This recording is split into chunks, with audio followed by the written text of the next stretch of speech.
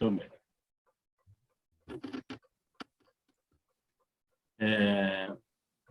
Essa iniciativa, né, ela nasceu aí no nosso último encontro. Nós temos um grupo de meditação chamado Grupo de Meditação Viveka, e nasceu um pouquinho antes da pandemia.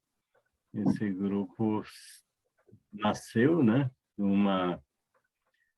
uma necessidade, ou de um grupo de pessoas, né, que estavam interessados e que são lá do Espaço Viveka, um espaço que tem em São Paulo, que envolve arte, envolve trabalhos de psicologia, envolve várias atividades, né? Então, uma parte do pessoal que frequentava ali decidiu estruturar esse grupo, né? Aí a gente está esse tempo todo aí nos reunindo às quartas, às 17h, e a gente sempre estuda aí um texto budista e faz uma prática de meditação, né? Atualmente a gente está estudando o livro do Alan Wallace, que tem como título Sonhos Lúcidos e Yoga dos Sonhos, né? Que é um livro que faz uma conexão entre o sonho lúcido, que é um ramo da psicologia ocidental, ainda pouco explorado, e a Yoga dos Sonhos, que é muito explorado na psicologia budista, né? Tem pelo menos 2.500 anos aí, né? Desde a vinda de Buda e dos movimentos seguintes. Aí a gente está estudando esse livro, e durante o estudo desse livro, né, o Alan Wallace faz muito essa relação com a ciência, e nesse livro ele discute a relação do budismo com a física quântica, né? E nós estávamos justamente na semana passada conversando sobre esse ponto, né, da relação do budismo com a física quântica, que a Rosana, que faz parte desse grupo, que é física, astrofísica, falou de uma palestra que ela tem, justamente tratando sobre essa questão, né, da física quântica e a sua relação com a espiritualidade. E aí a gente pensou, poxa, então vamos lá, né, vamos ouvir essa palestra, e marcamos aí para hoje. E como esse grupo também é um grupo que se espalha para outros campos, né, as pessoas do grupo se prontificaram aí também a avisar nos seus respectivos locais e chamar outras pessoas, né? E foi isso que aconteceu. Então, a gente está aqui já com 18 participantes, uma alegria imensa estar contando com todo mundo aqui, né? E prontos aí para essa roda de conversa aí com a Rosana. Então, Rosana, por favor, Vou está com você aí. Tá bom, vou compartilhar a tela e para a gente começar.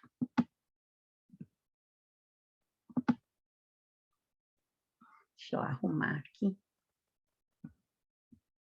Bom,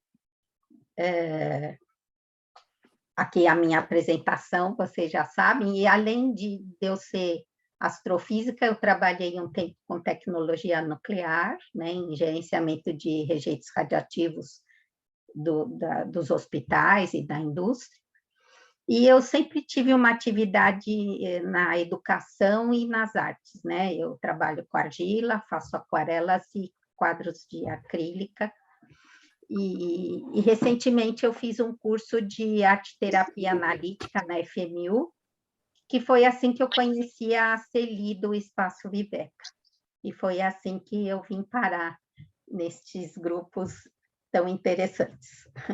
Aqui está o meu e-mail abaixo, né? E hoje eu vou falar sobre mundo quântico, né? Eu vou colocar alguns conceitos da física quântica que eu identifico que fazem bastante contato com essas questões que o Alan Wallace aborda no livro que nós estamos lendo. Então, eu tirei uma frase do livro, né, que é esta, né? É desta forma, e desta forma, todos os fenômenos são inexistentes, mas parecem existir e são estabelecidos como sendo várias coisas. Então, assim, a grande pergunta, o que é a realidade, né? É isso. Os físicos, normalmente, né, quando a gente olha uma paisagem, né, a gente está no campo, vê as montanhas, as árvores, né, as pessoas olham normalmente a paisagem. Os físicos, eles são tão impregnados pela física, né, que quando a gente olha uma paisagem, a gente vê a radiação do Sol, as equações eletromagnéticas, os decaimentos nucleares, a lei da gravitação. A gente olha o universo com um óculos que, além de observar as imagens, a gente observa também os fenômenos que estão acontecendo, a gente pensa nos fenômenos que estão acontecendo ali. Nós temos, né, nós ganhamos, quando encarnamos nesse mundo, a gente ganha sentidos físicos, né? O olfato, o tato, a audição, a visão, né? Os mais físicos, os mais básicos. Através desses sentidos, a gente percebe o mundo que nos rodeia, né? Existe uma vibração nesse mundo que nos rodeia, que a gente chama de espectro eletromagnético, né? Que tem várias frequências de vibração, algumas frequências maiores, mais energéticas, por exemplo, os raios gama, e algumas frequências maiores, de ondas maiores, vibrações menores, que são as ondas de rádio. Então, com os nossos sentidos, a gente ouve as ondas de rádio, né? Com os ouvidos. A gente sente o calor do infravermelho com o nosso tato, com a nossa pele. A gente vê a luz visível, vejam que faixinha estreita e pequena do espectro eletromagnético, que vai desde o lilás roxo, né? O violeta, até o vermelho. E depois, os nossos sentidos não conseguem mais captar as outras frequências que estão aqui, nem aqui micro-ondas e ondas de rádio, né? As ondas de rádio, a gente precisa de um equipamento para conseguir captá-las. Por exemplo, se a gente visse as ondas de rádio, as ondas do nosso celular, né, que são micro-ondas, a gente ia ter um ambiente completamente opaco, a gente ia ver as ondas passando, eu ia olhar pela janela e não ia ver as folhas das árvores, eu ia ver um monte de ondas passando, né? Então, os sentidos que nós temos, né, eles limitam muito a nossa percepção de todo esse ambiente que nos cerca. Então, eu costumo pensar que quando a gente encarna, a gente é colocado numa caixinha, né? Que tem um certo ambiente no qual a gente precisa evoluir, e o trabalho que a gente tem que desenvolver para atingir o nirvana ou a sublimação, eu não sei muito bem como chama, é um trabalho de perceber esse ambiente e apurar a nossa consciência para sobrepor os nossos sentidos físicos, desenvolver sentidos mais apurados. Então, como é a realidade? Como são os objetos, né? Se a gente vê uma foto do nosso planeta Terra, né? No visível, que é o que a gente vê com os olhos, ele é essa imagem linda, azul, né? Com as nuvens, os continentes, a água. Só que se nós tivéssemos olhos ultravioleta, nós veríamos a Terra assim.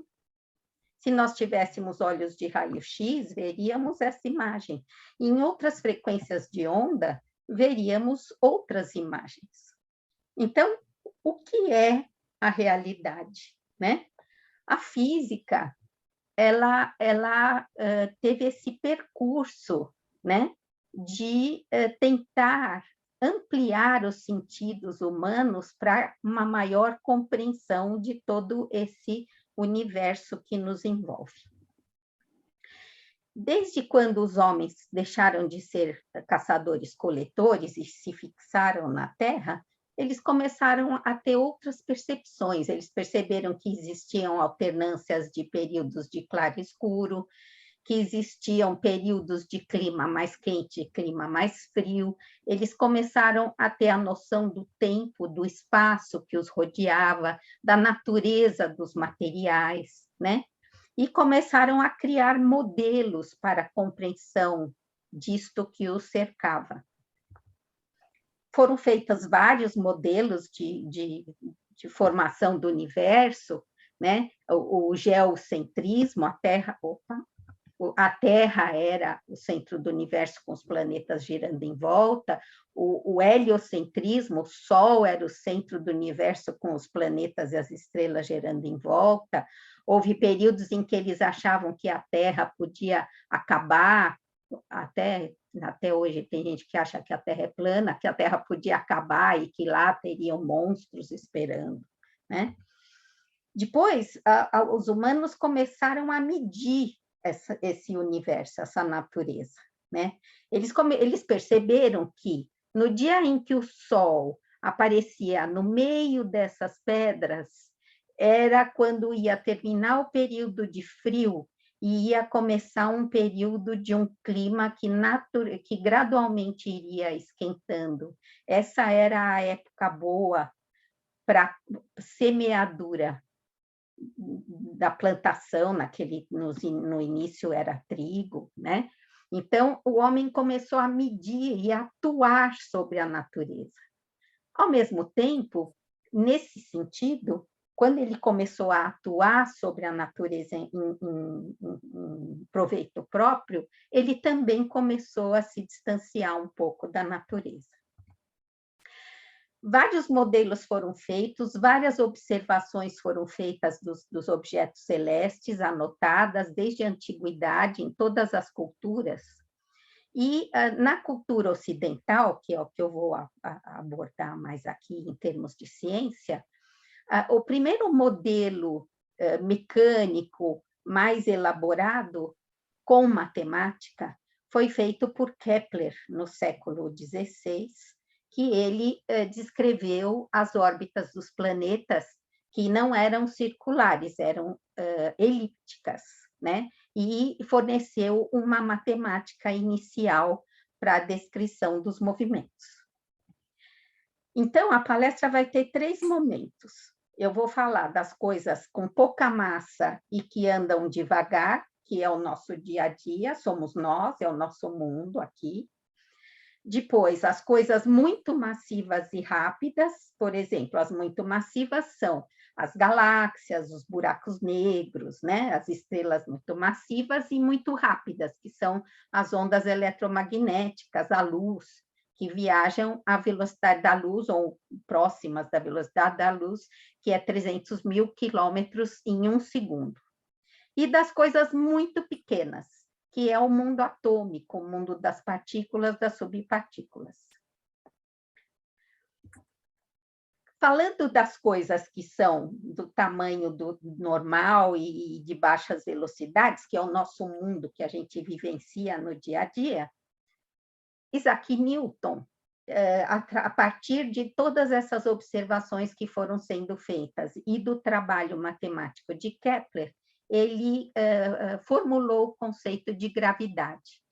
Ele disse que a gravidade era uma força que atuava à distância e que a matéria atraía a matéria, né?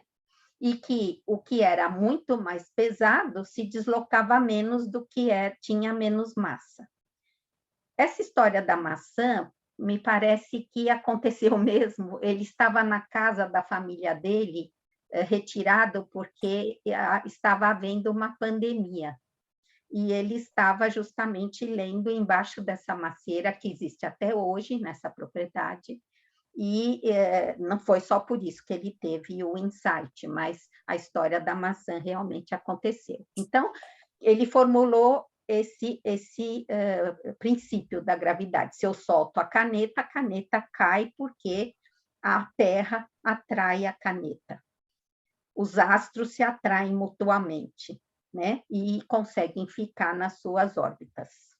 Então, para formular esse conceito, ele admitiu que o tempo e o espaço são absolutos, ou seja, o espaço é o cenário do teatro, onde os fenômenos se desenvolvem, e o tempo é independente do espaço, e ele transcorre do passado para o futuro, sem interferência. Então, isso implica numa questão de causalidade, que é muito bem descrito pela terceira lei de Newton. A toda ação corresponde uma reação de mesma intensidade, ou seja, se eu agir com 10, eu recebo uma reação com 10. Mesma direção, se eu agir no horizontal, eu recebo uma reação na horizontal. E sentidos contrários, se eu apertei para frente, eu recebo uma reação para trás. Isso implica no conceito que permeia grande parte do pensamento ocidental, que é a causalidade, né? A relação entre causa e efeito bionívoca, né? Uma causa gera um efeito é resultado de uma causa. Então, nos séculos XVIII e XIX, essa relação entre causa e efeito foi muito forte nas ciências, no desenvolvimento do pensamento científico, filosófico. No final do século XIX e início do século XX, os estudos da constituição da luz, da estrutura da matéria, levaram a mudanças na descrição da natureza do espaço e da natureza do tempo. Uma dessas mudanças foi proposta por Albert Einstein, através da teoria da relatividade, com um artigo publicado em 1905, quando ele diz que o espaço e o tempo são relativos, ou seja, se eu viajo a velocidades próximas da luz, o meu relógio atrasa, e o espaço, a região do universo em que eu estou, fica menor. Isso pode parecer estranho para nós, né? Mas a gente vivencia isso na prática. Eu sempre procuro trazer esses conceitos para a prática. Quando a gente está, né, indo de carro na estrada, vamos deixar de lado o radar. A gente tem aquele sem parar, a gente vai passar pelo pedágio e a gente sabe que o carro cabe no pedágio. Mas por que a gente diminui a velocidade? Porque a gente tem a sensação de que o carro não vai caber. A gente tem medo de bater o carro na parede do pedágio. Essa sensação, ela é real. Por quê? Porque nós estamos em alta velocidade em relação ao referencial que nós estamos observando, que é o pedágio. Einstein descreveu a gravidade de maneira diferente. Eu dei aula há muitos anos no ensino médio e eu ensinava a física como Newton dizia, que as forças eram entidades abstratas que atraíam um ao outro, e os alunos tinham uma dificuldade enorme de aprender. Aí eu passei a ensinar a gravidade como Einstein dizia. Ele dizia que existe um espaço quadriculado. Aqui ele está representado no plano, mas imaginem que ele ocupa todo o espaço. E se eu coloco um objeto muito massivo nesse tecido, ele afunda o tecido, ele deforma o tecido. Como quando a gente senta no sofá. A gente senta no sofá, a gente deforma o sofá. Se é uma criança magrinha sentando no sofá, deforma pouco o sofá. Se é uma pessoa muito grande, muito massiva, sentando no sofá, ela vai deformar muito o sofá. Então, a atração entre esses objetos se dá, por quê? Porque esse tecido é deformado e este objeto, por exemplo, cai neste ralo que é formado nesse tecido. Então, como consequência desses conceitos, o espaço e o tempo agora são relativos. Eles não são mais absolutos, como dizia o Isaac Newton. Isso já mexeu muito com a percepção das pessoas em relação ao mundo, né? Agora vamos falar das coisas muito pequenas. Empédocles no século V antes de Cristo, ele já tentava compreender a natureza da matéria. Existem, eu estou resumindo, né? Existem muitas teorias, eu estou pegando algumas para trazer para vocês. E ele dizia que os materiais eram constituídos desses elementos fogo, água, ar e terra, e de combinações desses elementos. E ele dizia que o que unia ou afastava, separava esses elementos era o amor e o ódio, né? E que os materiais eles se movimentavam por afinidade, né? Nessa mesma época, existiram os atomistas. Leucipo e Demócrito, que inclusive é citado no capítulo 6 do livro do Alan Wallace, ele dizia que o constituinte básico da matéria era uma esfera maciça, indivisível, a que ele chamou de átomo. Esse conceito perdurou por muitos séculos. No século XVIII, Dalton, que estudava os gases e as reações químicas, ele falou, não, realmente o átomo é maciço e indivisível, só que existem diferentes tipos de bolinhas para cada substância, e essas bolinhas podem reagir umas com as outras e se recombinar e criar novas substâncias. Em 1898, o Thomson, ele falou, sim, são as bolinhas, só que as bolinhas, elas têm cargas, elas têm polaridade. A bolinha central, que é grande, ela e maciça, como diziam os atomistas, ela tem carga positiva, mas ela é permeada de outras bolinhas na superfície que têm carga negativa, ou seja, ele colocou o conceito de elétron a partir de estudo de gases dentro de recipientes eletrizados, que são as lâmpadas fluorescentes que nós temos hoje em dia. Rutherford, ele queria estudar melhor a estrutura dos átomos, então ele bombardeava esses átomos e via o que acontecia com essas partículas que ele atirava contra os átomos. E ele percebeu que existiam alguns que voltavam, alguns eram defletidos por um ângulo e outros, a grande maioria, passava direto. Então, ele postulou o seguinte, existe realmente um núcleo positivo no átomo compacto, a maioria do espaço atômico é vazia e existem as cargas negativas circundando esse núcleo positivo em órbitas circulares. Já no século XIX, né, e início do século XX, final do século XIX, início do século XX, ele estudando as ondas eletromagnéticas, a natureza da luz, o Wolfgang Pauli, ele postulou que os elétrons eram entidades eletromagnéticas, que eles eram entidades elétricas, ou seja, que tinham carga negativa, e a eletricidade já era conhecida desde o tempo egípcio, mas que essas entidades elétricas giravam em torno de um eixo e geravam um campo magnético como se fossem ímãs.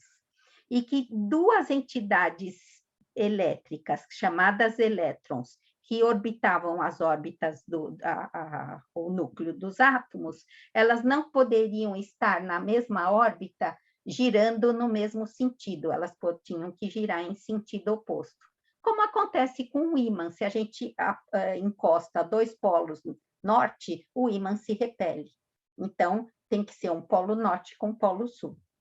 Niels Bohr, que foi um grande líder do estudo da mecânica quântica, ele disse que o núcleo realmente era um núcleo positivo, mas que ele era formado também de partículas carregadas positivamente, às quais ele deu o nome de próton, e partículas neutras, de mesma massa dos prótons, sem carga, a que ele deu o nome de nêutrons. E que os elétrons, essas entidades negativas, viajavam em órbitas circulares, em volta do núcleo, só que eram órbitas muito bem determinadas. não podia existir um elétron aqui no meio, só em determinadas órbitas com determinadas energias. Então, se eu tenho o meu núcleo, eu tenho um elétron aqui rodando em volta do meu núcleo, numa órbita, se ele receber uma estimulação, né, ou uma cacetada, vamos dizer assim, de um fóton de luz, ele vai ganhar energia, e se ele receber a cacetada certinha, né? Qual é a cacetada certinha? A diferença de energia entre esta órbita e esta, ele pula de uma órbita para uma mais energética. Ele não passa aqui pelo meio, ele some daqui e aparece do outro lado. Esse fenômeno se chama salto quântico. Então, eu sempre costumo falar para as pessoas, porque as pessoas costumam dizer que salto quântico é uma coisa muito grande. Ah, o cara deu um salto quântico. Não, um salto quântico é uma coisa muito pequena, que ocorre dentro dos átomos, né? Então, quando ele perde essa energia, ele volta para a órbita anterior, mas sem passar pelo meio aqui. Ele some da órbita mais energética e aparece na órbita anterior. E aí, nesse momento, ele emite essa energia nessa frequência e nesse comprimento de onda que ele recebeu. Esse efeito se chama efeito fotoelétrico. Einstein estudou esse efeito e ele conseguiu arrancar elétrons de uma placa metálica, incidindo fótons de luz de frequência muito bem definida. E esse efeito é usado na porta do shopping, por exemplo. Quando a gente chega na porta do shopping, a porta abre, é isso aqui que está acontecendo. Também nos fogos de artifício. Aqui eu tenho vários átomos, tá vendo? Berílio, bário, lítio, sódio, cobre. Então, eu incido a quantidade de energia certinha para o elétron pular de uma órbita para outra e depois voltar e emitir a cor certinha que eu quero fazer no espetáculo pirotécnico. Então, o estudo da mecânica quântica, né? Eu não gosto de chamar de mecânica, eu gosto de chamar de física, porque não é exatamente uma mecânica como a do Newton e a do Einstein. O estudo da física quântica, ele ocorre quando nós estudamos coisas muito pequenas, ou seja, as moléculas, os átomos e as partículas, prótons, elétrons, nêutrons. Esse estudo, ele trouxe vários conceitos que, em princípio, se chocam com os conceitos que nós temos do dia a dia, criam paradoxos, coisas que soam muito estranhas. Aqui nós já falamos da quantização de energia, nós vamos falar da dualidade onda-partícula, que o Alan Wallace e o princípio da incerteza, que o Alan Wallace descreve no capítulo 6 do livro, a sobreposição de estados quânticos, ou seja, quando a gente estuda um sistema físico, a gente fala que ele está em determinado estado naquele momento. Então, por exemplo, um estado é o estado líquido, sólido e o gasoso, por exemplo, né? E o entrelaçamento, quando eu tenho duas partículas que estão numa combinação tal que se eu altero uma, mesmo que a outra não esteja perto, ela é alterada. E o tunelamento, que é, em princípio, bem grosseiro, a capacidade de passar pela parede. Então, vamos falar da dualidade onda-partícula. Se eu tenho uma aquelas espingardas de paintball, que atira bolinhas de tinta, e eu tenho um anteparo com duas fendas na frente e um anteparo liso atrás, se eu ficar atirando muitas vezes, eu vou conseguir um padrão de pintura da parede, que é este. Algumas bolinhas vão parar na parede da frente, algumas vão passar pela fenda, e as que passam pela fenda vão formar essas duas faixas. Então, se eu estiver lá no lugar de paintball, eu vou ficar aqui no meio, para não levar tiro de tinta, né? Os físicos fizeram esse experimento com um canhão de elétrons. Então, o que eles fizeram? Eles pegaram um canhão de elétrons, atiraram, que nem a espingarda de paintball, no mesmo anteparo, e eles observaram que não era este padrão que aparecia. Não adiantava eu querer ficar aqui no meio. Aqui no meio também apareciam bolinhas de tinta. Aí eles falaram, nossa, mas como isso pode ser? Eles observaram que aqui no meio a intensidade era muito maior e ia diminuindo para as beiradas, com espaços com muito pouca tinta. Aí eles formularam o conceito da dualidade onda-partícula. Por quê? Eles fizeram, se eu pego as duas paredes, uma com duas fendas, a outra contínua, e despejo um balde de areia, essa areia vai passar pelas fendas e formar esse padrão duplo embaixo. Se eu fizer isto com a luz, o que vai acontecer? Vai aparecer este padrão de ondas de interferência, como apareceu na imagem anterior. Isso é relativo a quê? Por exemplo, imagina que eu tenho um lago de água calma e eu atiro duas pedras. Cada pedra vai formar uma onda circular, né? Vai chegar um momento que essas ondas vão interferir uma com a outra e vão se anular, criando os espaços vazios. E em alguns outros lugares, elas vão fazer uma interferência construtiva, como a gente fala, e criando esses espaços mais iluminados. Então, eles disseram, bom, a onda pode ser, o elétron pode ser onda e pode ser partícula. Essa é a dualidade onda-partícula, ou seja, existem sobreposição de estados quânticos para os elétrons. Aí eles falaram assim, bom, vamos tentar ver por que fenda o elétron passa. Eles colocaram o medidor. Na hora que eles fizeram a experiência com o medidor, eles não observaram as franjas de interferência de onda. Eles falaram, bom, deve ter alguma coisa errada, vamos desligar o medidor e realizar de novo o canhão de elétrons para ver o que acontece. Aí eles conseguiram a franja de interferência de ondas. Aí eles ficaram pensando que podia ser aquilo, né? Então, eles perceberam que a dualidade onda-partícula, ela sofria a interferência do observador, como fala no livro, né? Nos capítulos do livro que nós estamos lendo. O que é a realidade? O que é um objeto? Ele fala da partida de tênis, da caneta, do lápis, né? O que eu observo, qual é a resposta do que eu observo? Quando eu observo um sistema, eu provoco uma perturbação nesse sistema com a minha observação. Então, o que eu recebo de volta é a resposta da observação, da perturbação que eu causei. Agora, o que é esse objeto? Eu não sei. O que é ele lá? Ele tem uma realidade intrínseca dele? Eu não sei. Eu nunca vou saber. Por quê? Porque a realidade, o mundo, esse tecido onde nós vivemos, é um resultado de interações e não de existências absolutas.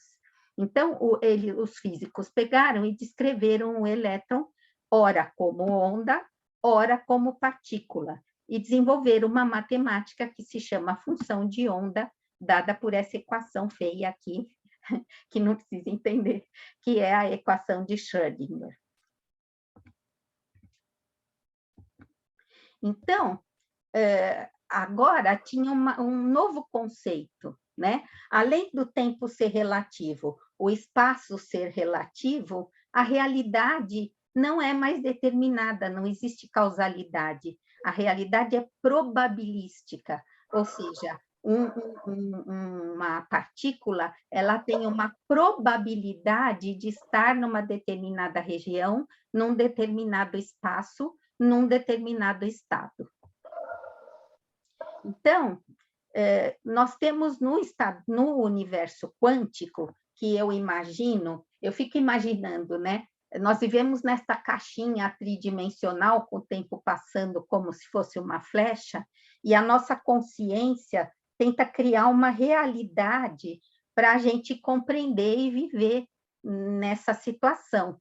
Então, o universo, eu imagino que se nós conseguíssemos ter um avanço da consciência, que eu acho que esse esforço é feito através da meditação, através dos sonhos lúcidos, para a gente conseguir sobrepassar, seria como se a gente subisse num banquinho e conseguir tentar se olhar para fora dessa caixinha para conseguir contemplar o mundo quântico nessa sobreposição de estados.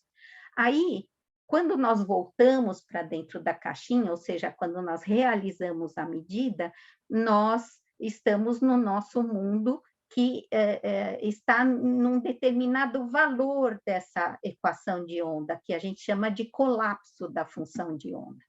Isso acontece na prática. As coisas existem mesmo ou depende, né? Eu tenho a minha borracha, ela está em cima da mesa. Aí eu estou aqui no computador trabalhando. De repente, eu não acho a minha borracha, eu procuro a minha borracha.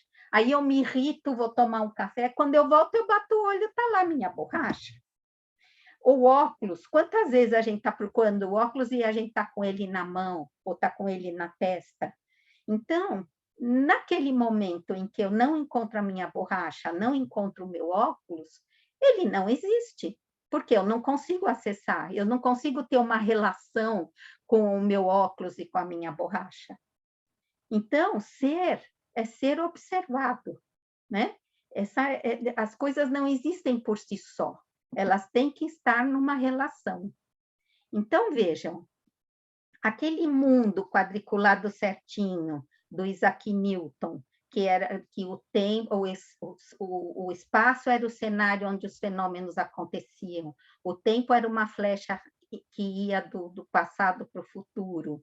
Ele começa a ser alterado quando o Einstein chega e fala que esse espaço pode ser deformado e que o tempo fica deformado por esse espaço. E aí vem o pessoal da mecânica quântica e fala que esse espaço, além de tudo, é um espaço turbulento de probabilidades e que a nossa realidade é uma escolha que a gente faz nesse espaço de probabilidades. Então, eu imagino que a manifestação, vamos dizer assim, ela seja um tecido turbulento, não turbulento, mas um tecido de possibilidades como esse, que aqui está mais ou menos representado no plano, mas que ocupe toda a manifestação e que esta nossa realidade no planeta Terra, do nosso ego, da nossa vivência, seja essa escolha que a gente faz da função de onda, que se colapsa e provoca este sonho, porque eu acho que o estado de vigília em que nós vivemos é que é um sonho, né? Então, esse espaço quântico, que é o substrato que permeia toda a manifestação, né? Ele está num estado que nós chamamos de coerência, ou seja, ele tem uma superposição de estados, ele pode ser muitas coisas ao mesmo tempo, né?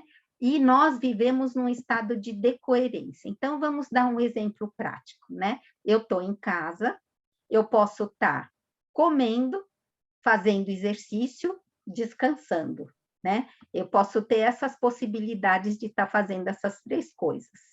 O meu marido está chegando e aí ele imagina, ué, o que será que a Rosana está fazendo, né? Será que ela está comendo? Será que ela está fazendo exercício? Será que ela está descansando? Ele só vai saber a hora que ele entrar pela porta e vai ter a possibilidade de 100% realizada de que eu vou estar comendo, por exemplo. Então, eu vou estar em um estado físico, né? Então, essa distribuição de estados que eu posso ter, representada por esta distribuição, quando eu meço, ela se torna um eu meu é o escolhido. E eu estou num estado de decoerência. Antes eu estava num estado de coerência quântica, ou seja, eu podia estar em vários estados de superposição quântica, e quando o observador vai lá e mede, eu fico num estado de decoerência, ou seja, é escolhido um eu. Outro exemplo é, por exemplo, eu estou trabalhando lá no escritório, chega a hora de almoçar, e eu penso, o que eu vou comer? Vou comer picanha, peixe ou panqueca? Aí eu vou caminhando e chega no momento da rua em que eu tenho que tomar uma rua ou outra e escolher, né? Que restaurante que eu vou. Aí eu fico nesse conflito, o meu eu colapsado em decoerência, ele fica nesse conflito. Só que não precisa. Se eu estiver no mundo quântico, eu posso entrar num estado de coerência quântica, de superposição de estados, e tomar todas as ruas ao mesmo tempo, e comer peixe, picanha e panqueca, né? Só que se chover e cair uma água em mim, eu vou ter que escolher o restaurante mais próximo, para não tomar chuva, eu não levei guarda-chuva. E aí eu entro num estado de decoerência, ou seja, eu escolho um restaurante e deixo de comer a comida dos outros. Agora eu vou falar do entrelaçamento quântico. O entrelaçamento quântico, ele é o seguinte: faz de conta que eu tenho aqui uma partícula descrita, essa partícula azul, descrita por essa função de onda. Eu tenho essa outra partícula vermelha, descrita por uma outra função de onda, aquela equação de Schrödinger. Eu faço essas duas partículas interagirem. E aí, elas vão ficar descritas por uma nova equação de onda, que descreve elas duas juntas, a equação de onda das partículas lilás. Essas partículas se tornam irmãs gêmeas, em que uma sente, a outra sente. Aí eu pego uma dessas partículas, guardo aqui no meu laboratório, e a outra eu levo para uma galáxia a milhões de anos-luz do meu laboratório.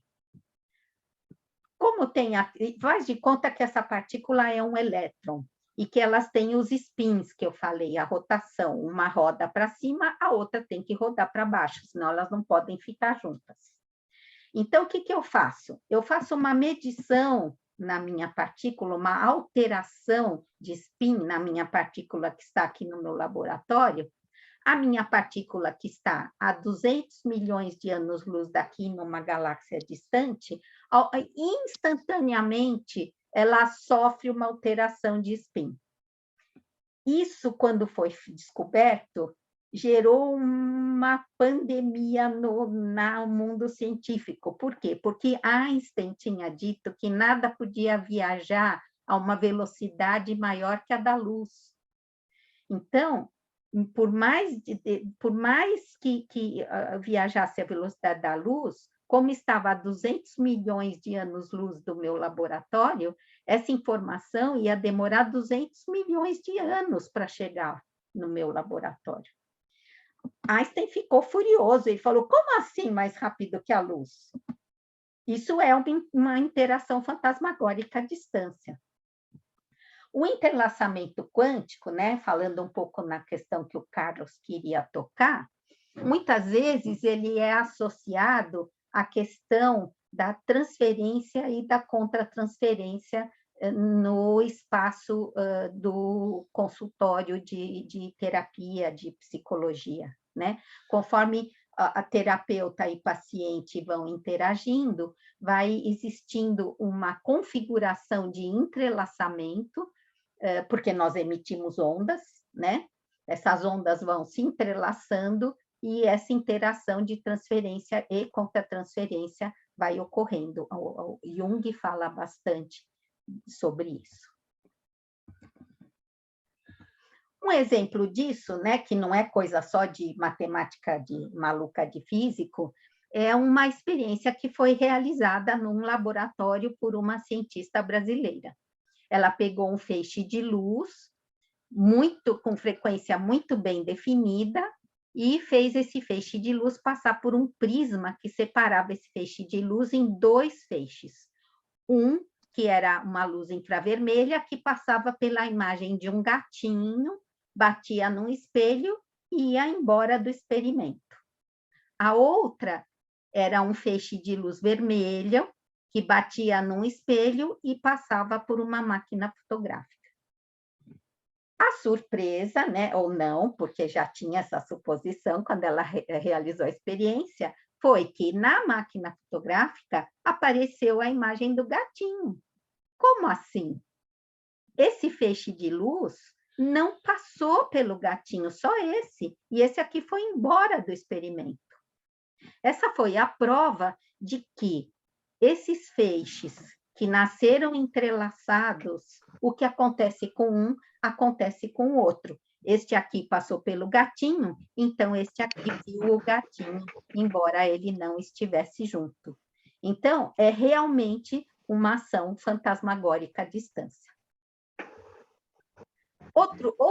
Outra coisa, outro fenômeno que a mecânica quântica trouxe, que gerou um paradoxo, é o tunelamento.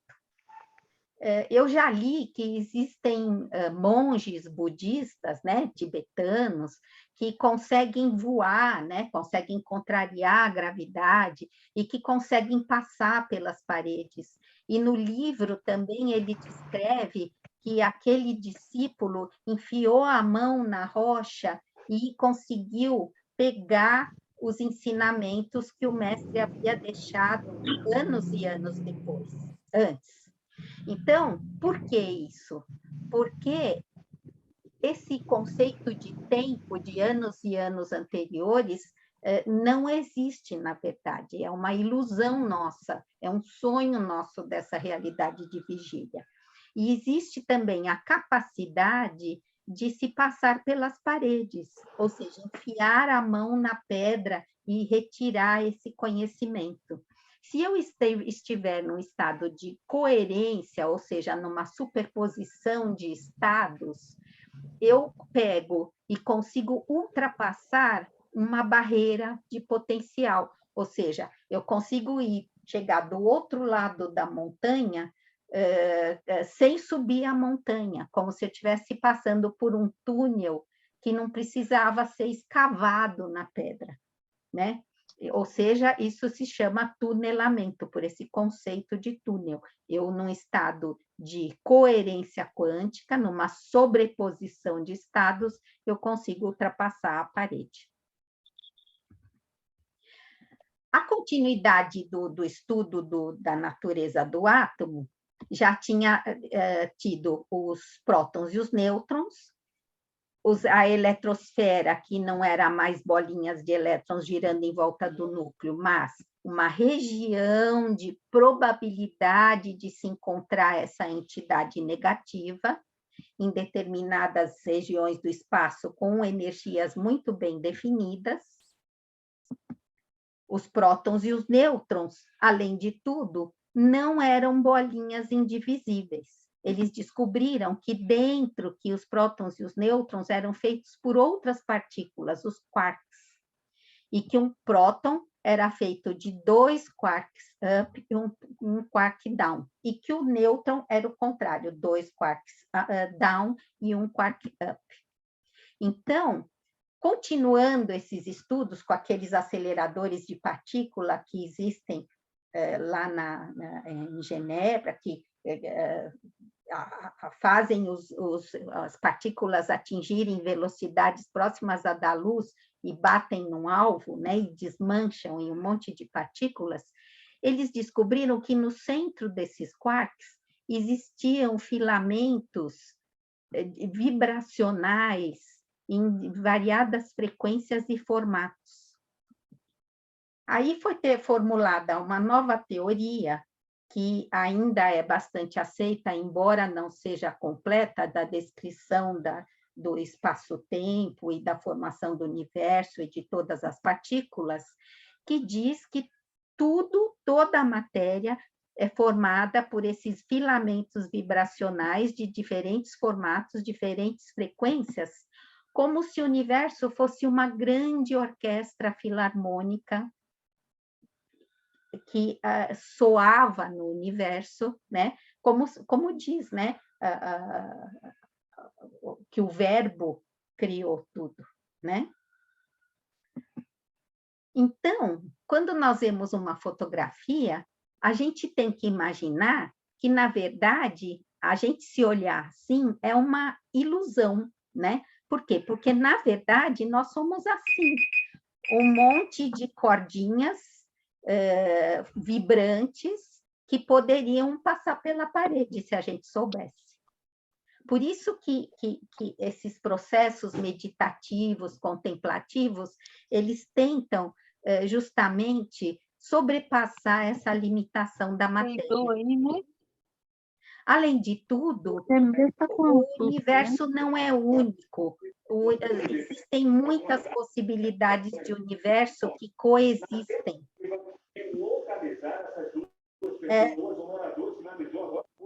Tem alguém que está com o áudio. Ah, pronto. Isso, matematicamente, implica em muitas dimensões adicionais. Nós temos o comprimento, a altura, a largura e o tempo, né? Esse tipo de realidade nos dirige a 11 dimensões. Aí a gente fala, ué, então por que eu não percebo essas dimensões? Os cientistas dizem que elas estão muito enroladas e a gente não percebe. Então, para aliviar um pouco, né, eu tenho essa associação que eu faço. Eu estou na janela e eu estou vendo o fio que segura o mastro do semáforo.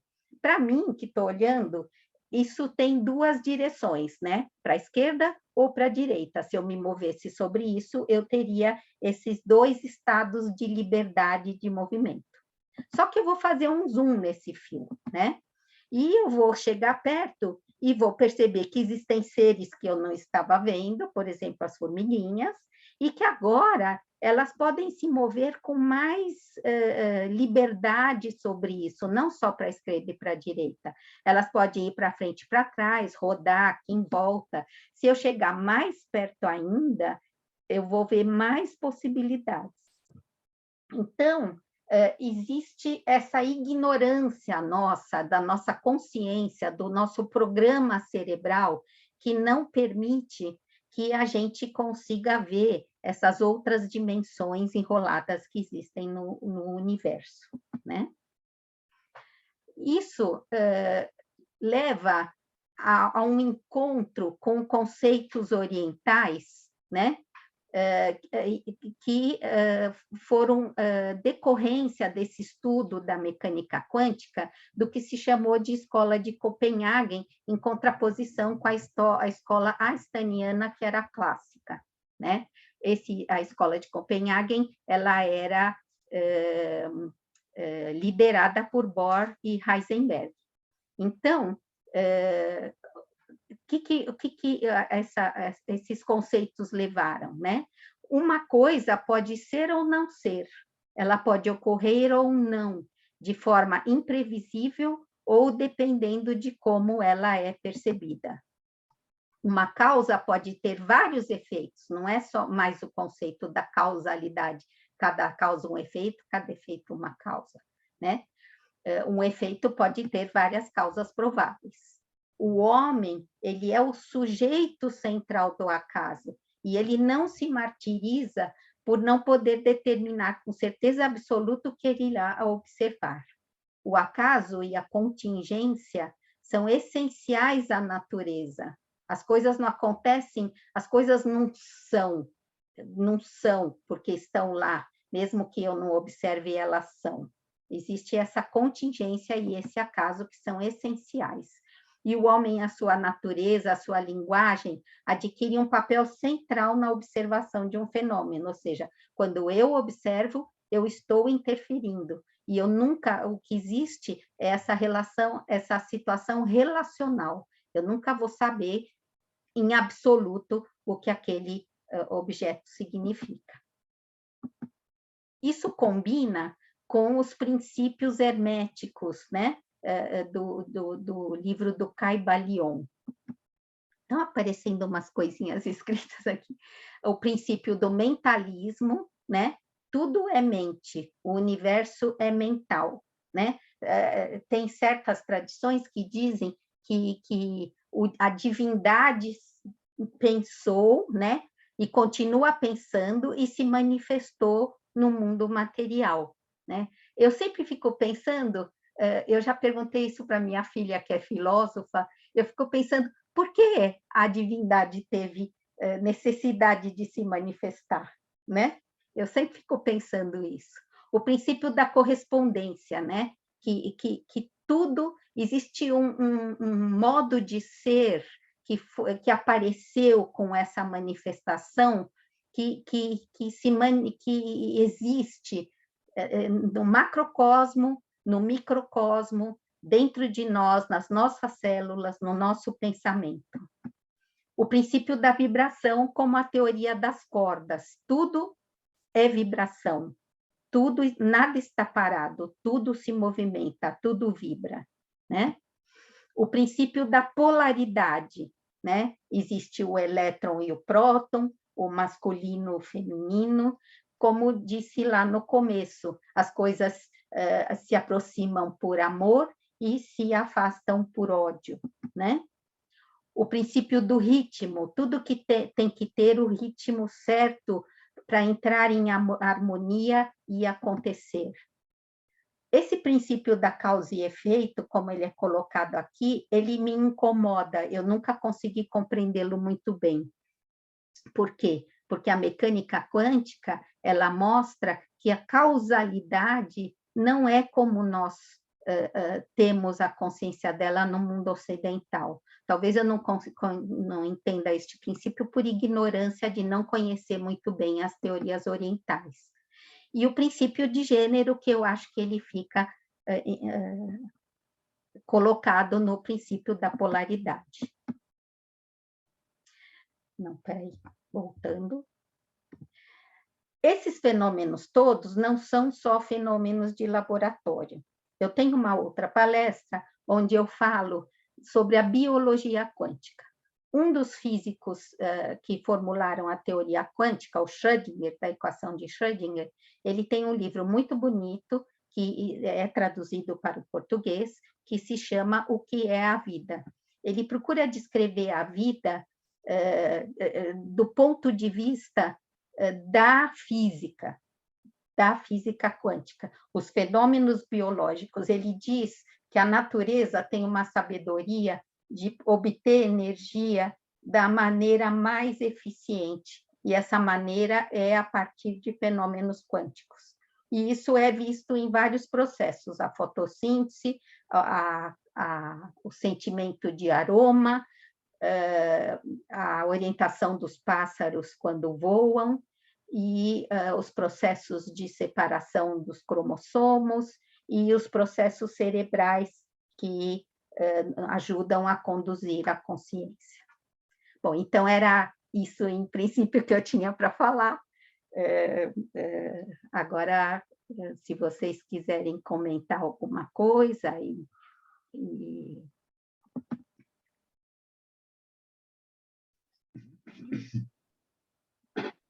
Agora, como eu faço para voltar? Stop share. Pronto.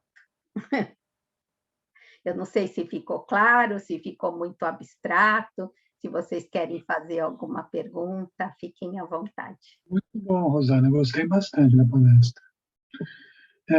Uma perguntinha seria o seguinte: a gente, então, é capaz de criar a realidade, é isso? Seria basicamente isso, não? Mais ou menos, né? A mecânica, a física quântica, ela ficou, nos últimos anos, muito pop, né? Eu falo que ela virou assunto de revista Contigo, né? Por quê? Porque falam que tudo é quântico, né? Existe coach quântico, a psicologia quântica, também não é bem assim. Eu sempre falo que se eu pensar muito forte, não vai aparecer uma Ferrari vermelha na minha garagem. Não, por quê? Porque senão seria fácil conseguir, né? Esses processos de contemplação e de meditação, o Adalto pode falar melhor para a gente, né?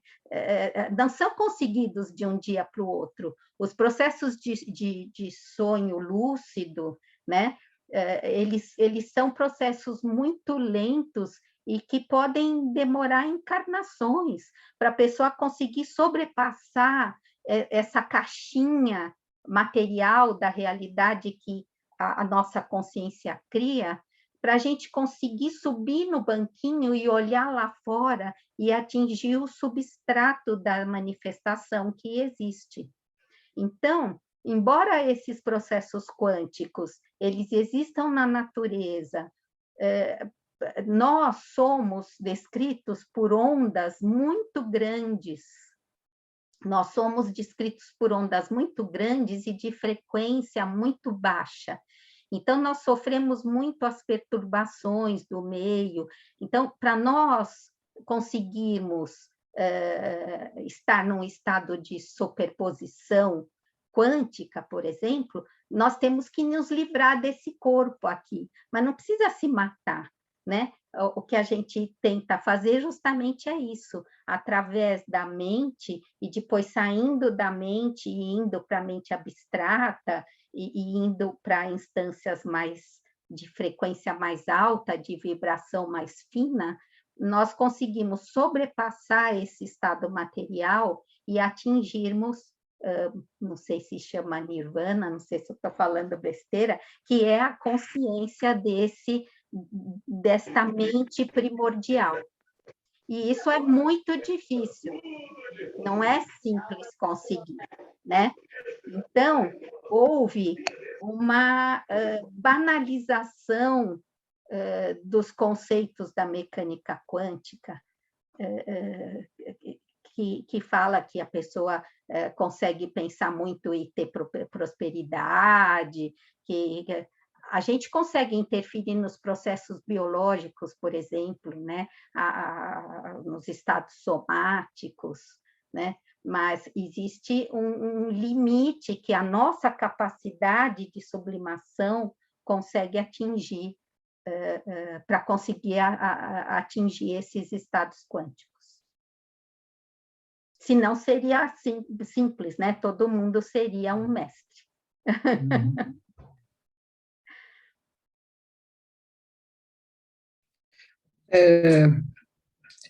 Eu queria fazer uma pergunta, Rosana, pode ser? Pode ser.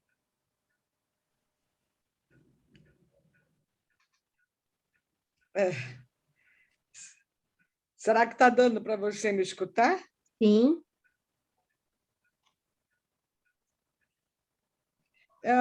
É que aqui eu estou num outro equipamento aqui, então não sei se está dando para... Mas vamos tentar. Rosana, me chamou muito a atenção tudo que você tem dito aí, né? Porque quando a gente começou a ouvir falar de física quântica, no meu caso foi algum tempo atrás, a partir do filme O Ponto de Mutação, e daí foram surgindo uma curiosidade a esse respeito aí, né? Então acho que, mas eu teria muito mais coisas para estudar. Mas você teve uma fala que a meu ver aí foi fundamental, quando você falou que a realidade, então a partir disso, a partir da mecânica quântica, a realidade é uma escolha, e isso me chamou muito a atenção. Não sei se você pode aprofundar um pouco isso. Pode ser? Pode ser. Dentro daquele contexto, claro. Sim. Obrigado, Rosana. Uma coisa que eu acho bonito é que o que as filosofias orientais estão falando há milhares de anos, né? Os físicos, né? E a cultura ocidental precisaram de muito tempo e o gasto de muito dinheiro envolvido em equipamentos e pesquisa para agora começar com essas novas teorias a tangenciar um pouco esse conhecimento ancestral que já estava disponível para a humanidade, né? E que existiam algumas pessoas que estavam focalizadas para compreender. Então, essa questão da escolha, né, ela não é uma escolha no sentido da palavra ao qual nós estamos habituados, né? Essa escolha que eu falo do colapso da função de onda é decorrente de diversas situações que podem acontecer no laboratório, né? É como se eu tivesse uma equação só de letras, né? E eu inserisse os valores de todo sistema físico. Quando a gente começa a estudar, tem uma coisa que se chama condição de contorno e parâmetros iniciais. Dependendo das condições de contorno que a gente admite e dos parâmetros iniciais e dos estados de liberdade do sistema, né, a gente tem um resultado final, que esse é a escolha, né? Existem simulações do universo, da formação do universo, do Big Bang, que eles pegam a teoria disponível nas equações e eles vão simulando no computador várias condições iniciais e condições de contorno e parâmetros iniciais, e vão gerando vários universos. E tem vários universos que se tornam possíveis, outros universos não chegam a uma condição final, ou seja, não colapsam.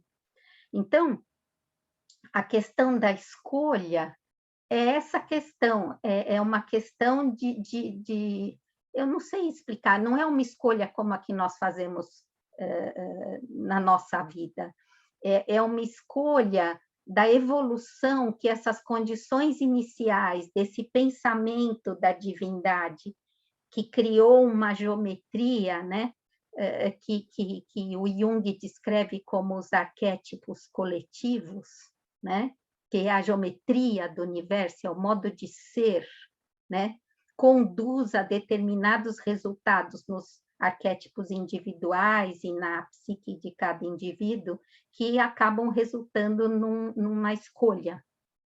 Então, a escolha que eu me mencionei é nesse sentido. Não sei se eu consegui esclarecer sua pergunta.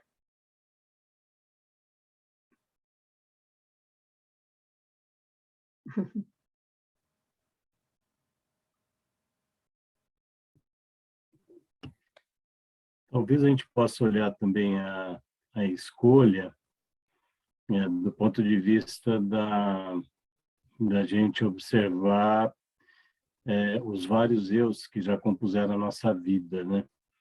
Se a gente olhar e fizer um retrospecto da nossa vida e olhar as várias bases que a gente operou na nossa vida, a gente vai ver que a gente operou já em várias frequências, né?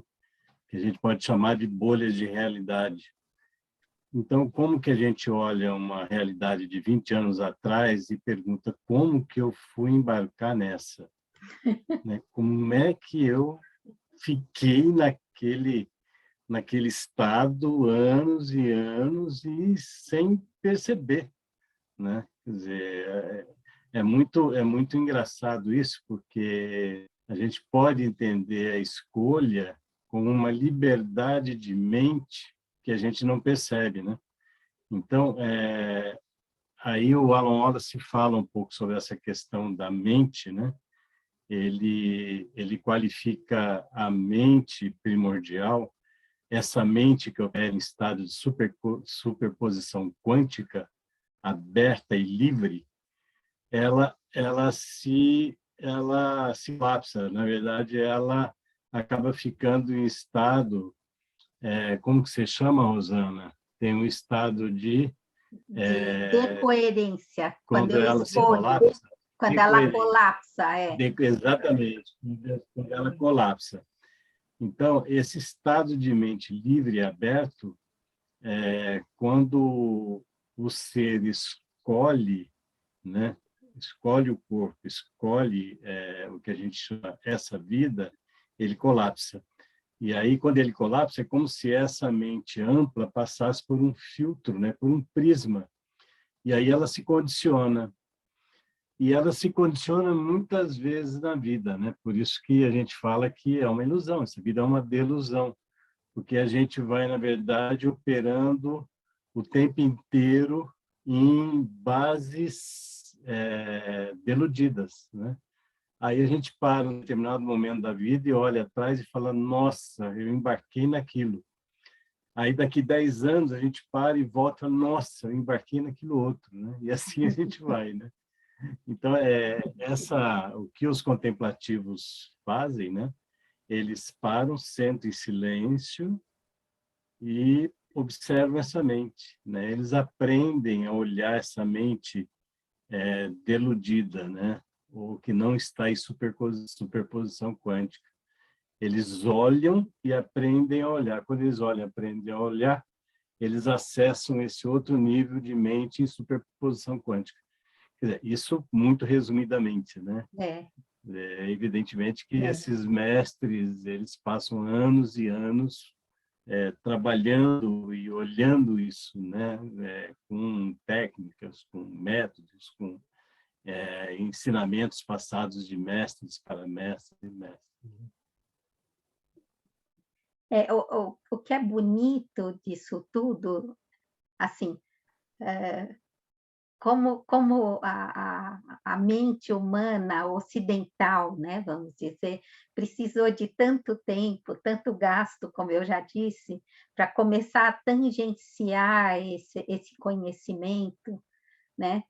E como a gente vive essa situação, né? E como isso só agora está começando a permear a cultura, né? Então, é como se fosse uma escola mesmo, né? A gente vem para esse mundo e a gente faz todo esse percurso até a gente conseguir ter de novo essa consciência que eu acho que um dia a gente teve, porque eu imagino que a gente seja um pedacinho dessa emanação, né? E a gente esquece, eu acho, tudo que a gente tinha de contato com esse substrato primordial, e a gente tem que passar, que chama de roda de samsara, né? As diversas vidas, e a gente volta e fica na caixinha, e não consegue ter a consciência do mundo quântico, e de novo, até a gente ficar num estado livre de decoerência quântica, de superposição de estados, e não precisar mais repetir isso, né? Então, não é um processo simples, realmente. E é interessante como, através da matéria, através da física, né, a gente está conseguindo chegar nesses conceitos tão incríveis que já estavam disponíveis para nós há muito tempo, né?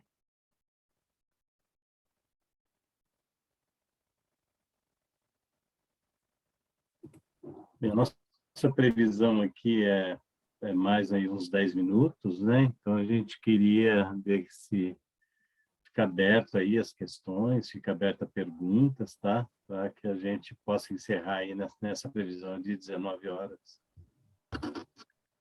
Eu queria só falar uma coisinha para o Carlos. O Carlos me perguntou da questão da sincronicidade, né? Que o Jung fala. Dos eventos que acontecem com um significado particular para aquelas pessoas, né? Existe uma coisa que eu não pude falar aqui, porque tudo que eu falei foi muito resumido, né? Eu passei por cima de muitas coisas, mas quando a gente vem para o universo, a gente ganha um cone do horizonte de eventos que a gente consegue captar, né? Isso é descrito na física, se chama espaço de Minkowski, né? É um cone de espaço-tempo o qual a gente consegue acessar, né? E cada sistema, ou cada ser, ou isso eu já estou extrapolando da física, tem o seu cone, como se fosse aquele joguinho dos bonecos que cria a casinha, o The Sims, né? Que os bonecos têm aquele conezinho em cima. Então, em certos momentos, eu imagino que as interações entre as pessoas pode acontecer um entrelaçamento desses cones de eventos do espaço-tempo que cada um carrega, né? E possam acontecer eventos significativos, que é o que é descrito pela sincronicidade, né? Então, eu imagino nesse sentido, a Marie-Louise von Franz, ela fala sobre essas coisas numa série de palestras que ela deu, né? Não do espaço de Minkowski, eu que estou associando isso ao espaço de Minkowski. Uma hora a gente pode conversar sobre isso, tá bom? Obrigado, Rosana.